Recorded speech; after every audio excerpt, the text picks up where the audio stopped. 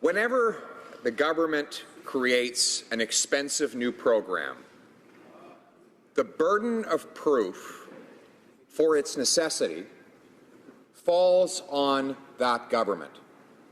In other words, it is not the responsibility of the opposition to prove the program is unnecessary.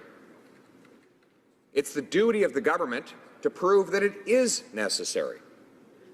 What arguments have they made today to exhibit the necessity of this $35 billion bank? Most recently, the parliamentary secretary across the way has said that this bank is necessary to help pension funds earn a return. He points to the Canada Pension Plan, teachers' pension plans, other pension plans that invest in infrastructure in order to produce returns for future retirees. And he's right, they do. And they have, all around the world and right here at home. In fact, the Quebec Caisse de Dépôt is a large shareholder currently in the Canada Line, which was the largest infrastructure project in British Columbian history, a large rapid transit train project funded one-third by private investors who formed a consortium that included Quebec pensioners. Or Pension Fund Realty, which built a public transit station in Coquitlam with the money of its future pensioners because they wanted to bring more traffic to their shopping centre. So they said, we'll build the station in our own shopping centre, then the people getting out of the train and walking around will buy stuff from our tenants and we'll make more money.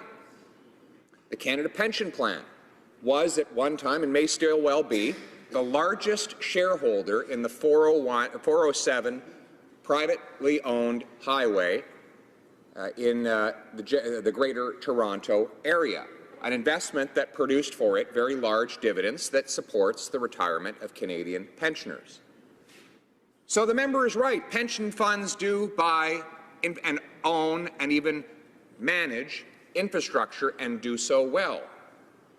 And they've been doing it across Canada for many years, which begs the question, why do we need an infrastructure bank to have them do it?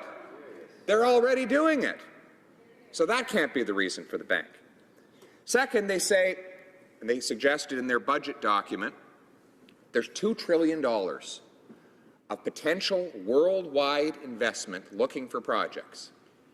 Global capitalists have money for projects, they say, and Canada has projects that need money. So let's connect the dots. But wait a second here. If the dilemma is that there's too much money in the world looking for infrastructure projects, how could the solution to that dilemma be another $35 billion of money?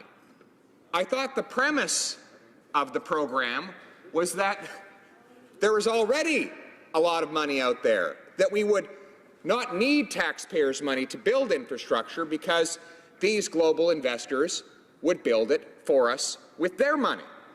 So that can't be the reason either. So what is the reason? One need look at Division 18 of the Budget Implementation Act to find out. Because the overwhelming preponderance of money in the infrastructure bank will be delivered in the form of something called loan guarantees. Now, what are loan guarantees? I can tell you they are a fantastic instrument for the person being guaranteed.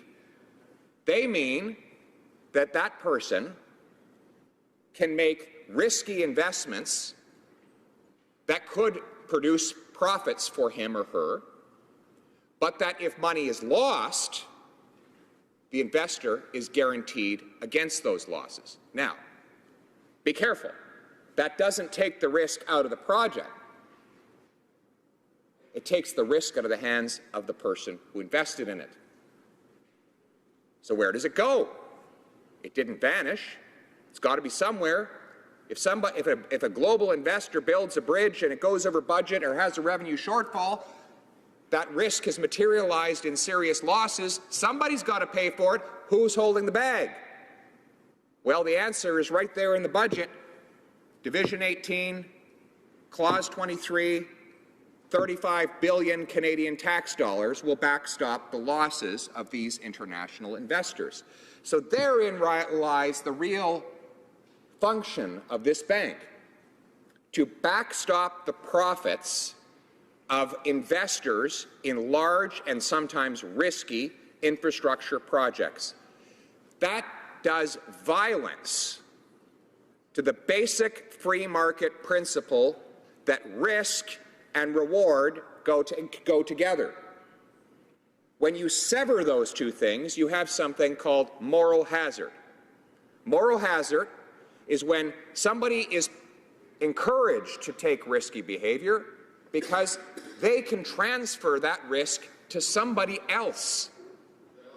And that is exactly what this bank does. It is a gigantic insurance fund to backstop the profits of the wealthiest people on earth. The Prime Minister, and if anyone has any doubt about this, the Prime Minister got the idea for the establishment of this bank at Davos, a Congress of billionaires, from the head of the biggest asset managing firm in the world, BlackRock, which controls over $1 trillion of wealth.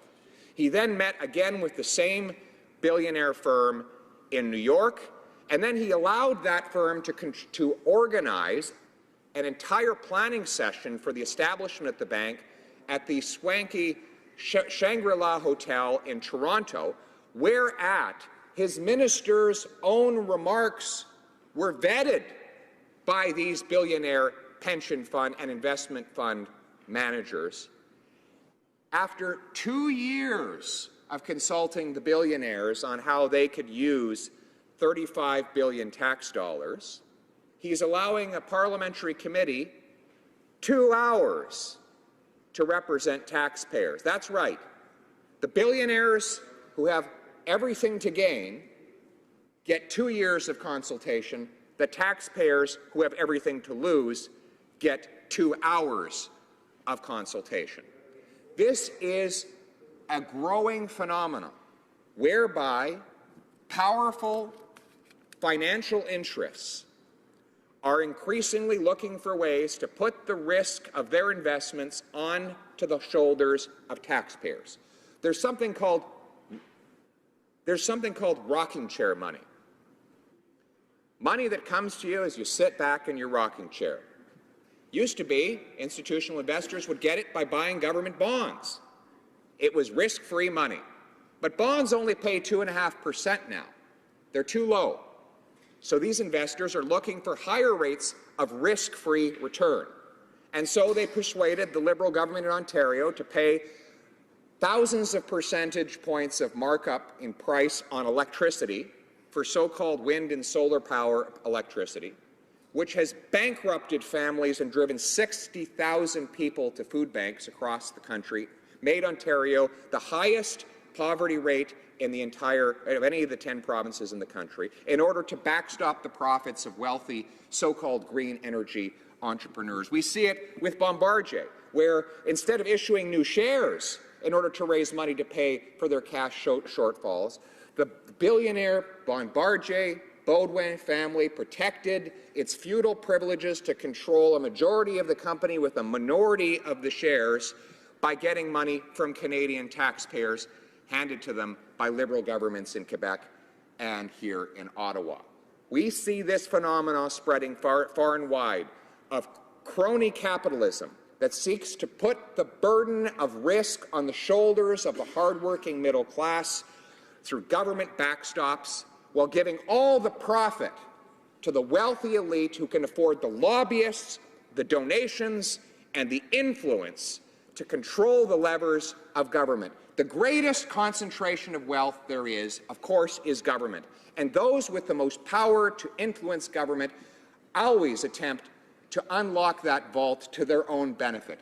And so today we stand in opposition to this naked attempt to undermine Canadian taxpayers by taking $35 billion from their hands and using it to backstop the profits of the wealthiest elite, and we reaffirm our commitment to true free enterprise on the side of those who work hard, pay their taxes, and play by the rules.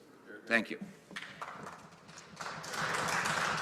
Questions and comments. The Honourable Parliamentary Secretary to the Minister of Public Services. Merci beaucoup. Thank you very much, Mr. Speaker. I thank the member for his speech, and I read it more as a lament for the decline into populism and Trumpism of the Conservative Party. You know, the words like the billionaires. Well, when he says billionaires, what he really means is it could be the bus drivers union in Rio de Janeiro. It could be teachers in Alabama. It could be municipal employees in Alberta. These are pension funds. These are sources of capital. And yes, there is $2 trillion or maybe more of capital looking for returns to ensure the futures of those very people. And we can put that money to work right here in Canada, creating jobs, creating construction jobs, building strategic trade-enabling infrastructure, and having Canada be open for business so we can sell our grain, open our ports, and keep this country moving forward economically and in every other way. These used to be things Conservatives used to talk about. They don't talk about them anymore. They just descend into buzzwords and snap phrases. And now here we have the evidence of the decline of conservatism in Canada. Mr. Speaker, I think it's a sad day. The Honourable Member for Carleton. Well, he says that they're doing this for bus drivers and teachers. Mr. Speaker, how many bus drivers and teachers were invited to the Shangri-La Hotel to talk with the Prime Minister about this $35 billion tax dollar corporate welfare bank that they're setting up? Were there any bus drivers there, Mr. Speaker? Or were there simply those trying to harvest the biggest return with no risk to themselves whatsoever by offloading that risk onto taxpayers? Mr. Speaker, that is not populism. That is basic free market economics. You don't get rich by shuffling off your risk onto someone else. If you want to make an investment to earn a profit, that's great. We stand beside you. But we will not allow you to force other people to take the risk of that investment. Questions and comments? Come on, Tyler. The Honourable Parliamentary Secretary to the Government House Leader. Yes, thank you, Mr. Speaker. And you know, if I wasn't sitting in my place watching the member, I might have thought it was the leader of the interim NDP party that was speaking at times. I understand and I appreciate that the Conservatives have really lost touch with this particular issue.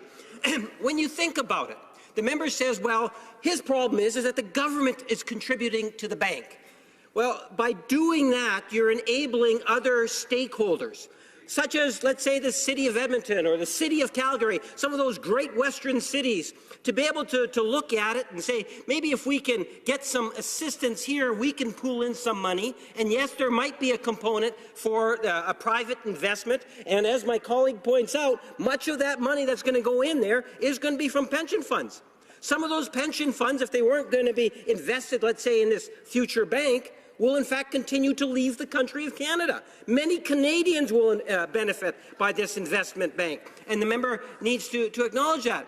But to say or try to imply that there is no role for government to play when it comes to leveraging additional private dollars in order to get a project up and going, I believe the member is wrong, and I would suggest the Conservative Party might want to rethink their position, because I would have thought they would have been supportive of a policy of this nature.